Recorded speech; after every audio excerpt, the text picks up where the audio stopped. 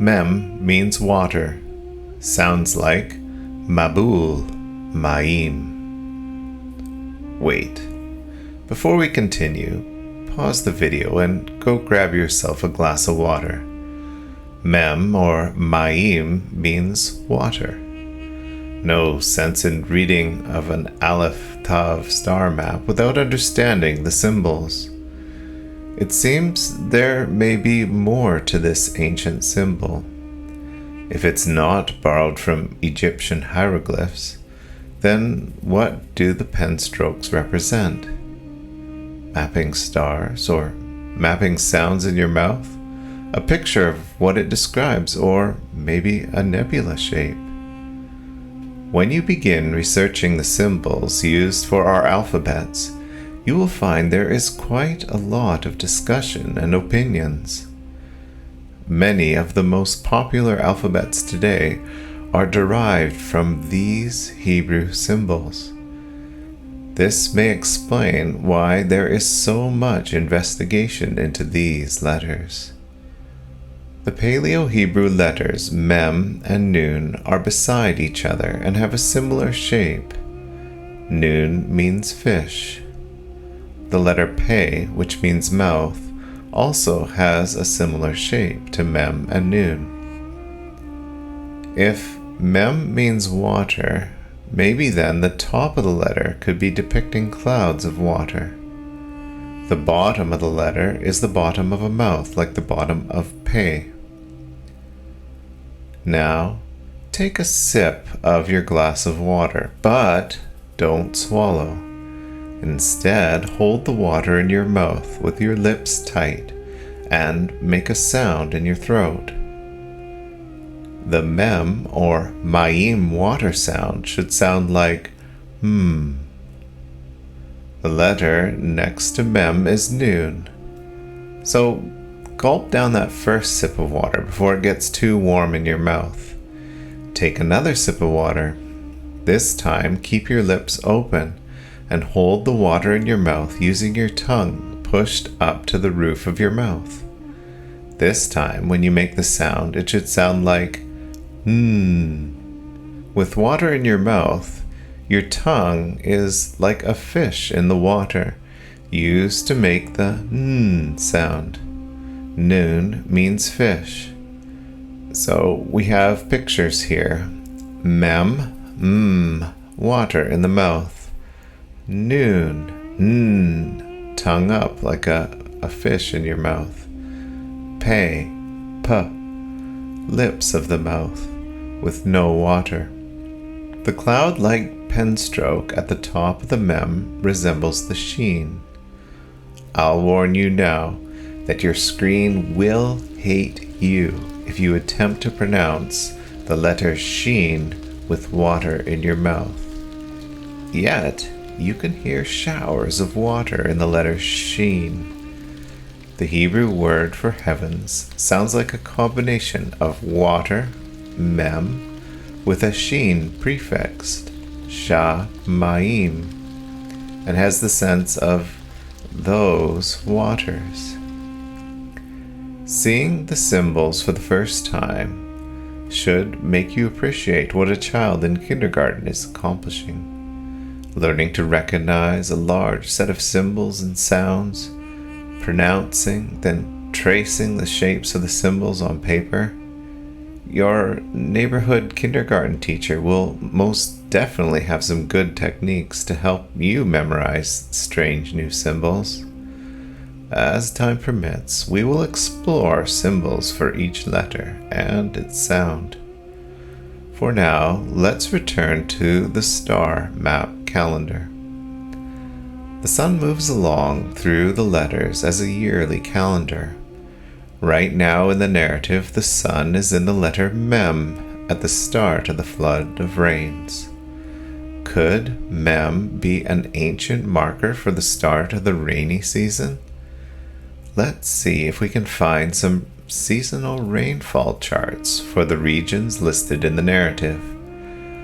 We can start with a chart from the Ararat region, as this area is mentioned in the narrative near the end. Here is a chart from a town called Sharur near Mount Ararat. We have a problem with the above chart. The months do not directly translate between the year -2726 and the year 2022 at present time. Is there a way to calibrate an offset between the ancient calendar and today's modern calendar? After a bit of pondering, it turns out the author has brilliantly handed us a calibration key, the very first date given in the narrative, 7 days before the flood. The 10th day of the second month was a fall equinox. The temperature of the seasons, as well as other weather, could potentially be extrapolated using equinox. October 14th, -2726, can be calibrated to September 22nd, 2022. The offset is by about 22 days. So to translate our familiar month names, we just subtract about 22 days. The October 21st, -2726, is in today's terms, in 2022, would be around September 29th, when the rains of the flood begin. When the rains end at the end of 40 days, that will be November 8th in 2022. When the ark rests on the top of the mountain, that will be around late February. When the tops of the mountain are seen, it's early May. In June and July, the birds are sent out. In early August, the ground is all dried up. And finally, 1 year later, they go out of the ark and there is a rainbow. When do we normally see rainbows? Well, after rain. The narrative starts with rain, and in a sense it ends with rain. Not only that, but as we have just seen, the sun is in the letter Mem, which means water. Today's calendars express the orbit of Earth around the sun as 12 month names. This precipitation rainfall chart requires the special touch of some OCD. First, we'll flip it horizontally to match the precession of the stars. Then flip each label so it's readable. Next, add the equinox and solstice marks from 2022, as these can be used to mark the seasons. From there, use the equinox marks to align key letters in the year of the flood, -2726. Finally, replace the modern month names with an ancient lost alphabet calendar system. It then reveals the possible answer. Yes, Mem may have marked the start of the fall rainy season. Not only that, but the letter Sheen, with a similar shape to Mem, seems to mark the start of the spring rains. Now, farmers know it is good to plow the fields before the fall rains, so before the letter Mem. Could this be why the letter Lamed, which comes before Mem, is in its place? Lamed means ox goad.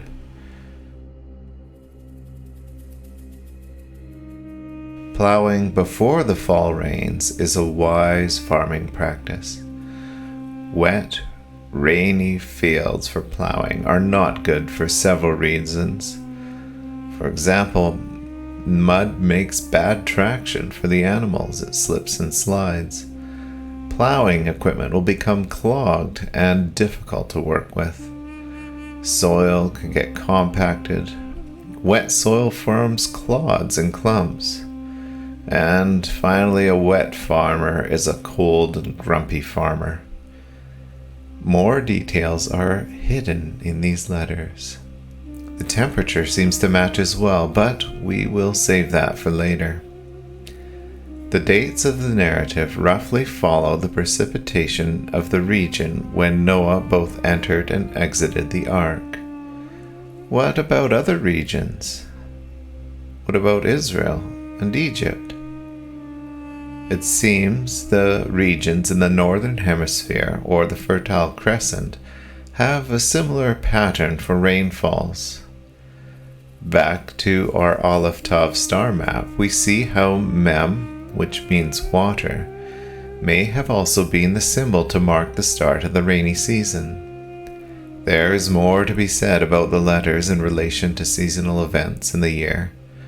I suppose once you catch on to all the details, you will understand how I find it difficult to stay on just one topic while exploring the Noah narrative.